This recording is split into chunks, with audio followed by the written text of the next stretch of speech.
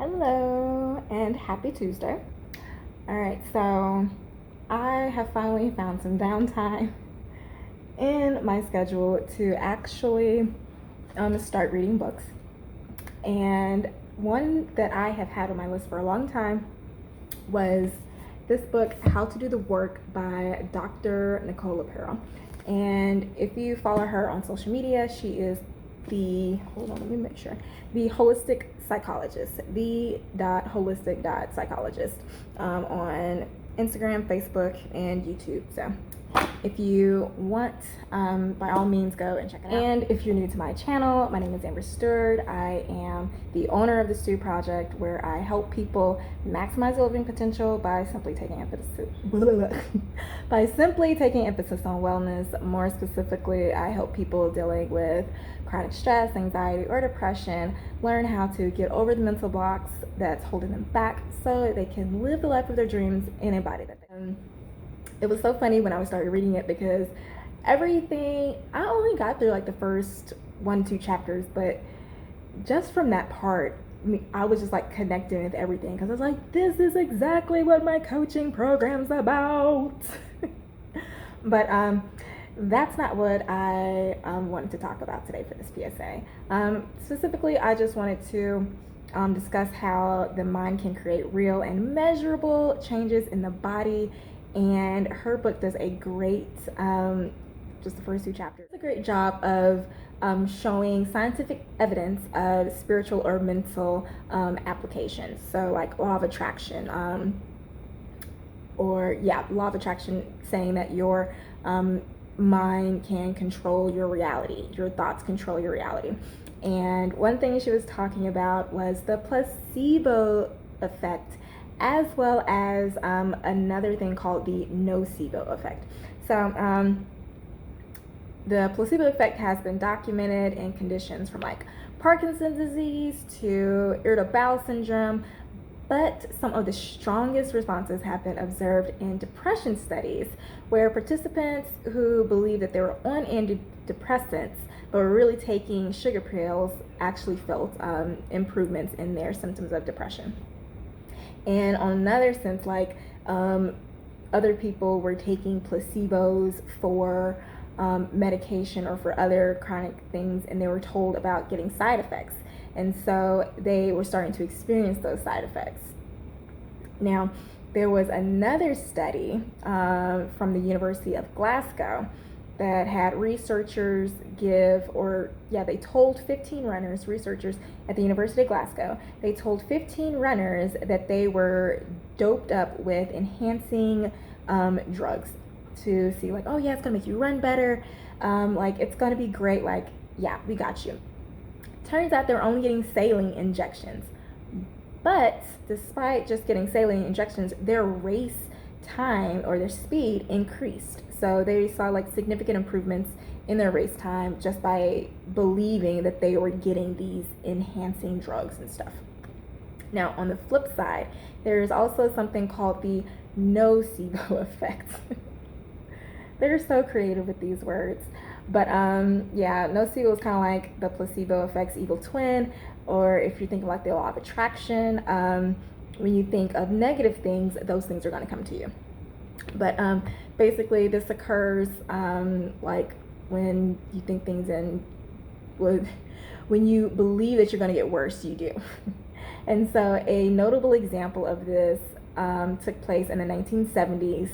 And before I just get into the story, like, I'm just glad that we are out of the 1970s and that era of the weird testing with like psychology, and it just seemed like really just testing all over, because I think that's when they did like the syphilis studies and stuff. But I'm glad I don't know, we probably aren't over that, but it just seems really bad back then. But anywho, in the 1970s, a physician told a patient who was diagnosed with esophageal cancer. So he told this patient like, yo, you got esophagus cancer and you got 3 months left to live.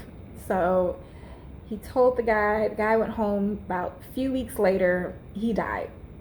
They did an autopsy on the dude. Turns out he was mixed diagnosed, had no case of cancer whatsoever. And they didn't even really find a reason as to why he died, except the fact that, like, hey, he believed he was going to die. And the doctor, like, I think at his funeral, was like, well, you know, I believed he had esophagus cancer. He believed he had esophagus cancer. Everybody believed he had esophagus cancer. Like, did I just steal his hope? And just, I mean, it's kind of bad. You tell somebody you got 3 months to live and you ain't even got cancer. Like, that's bad. That's really bad. But anywho, there is another example of the nocebo effect that just happened in 2007. And this is where, this is not funny. This is not funny at all. This is really bad. But in 2007, there's a 26-year-old man. He was participating in a clinical trial for antidepressants, and he was rushed to the hospital after trying to attempt an overdose. And so he had just gotten into a fight with his girlfriend, so he took like 29 pills that he was prescribed from the clinical trial. When he got to the hospital, he started getting worse. His blood pressure dropped near like dangerously low death levels. He was sweating, shaking, and he was just a hot mess.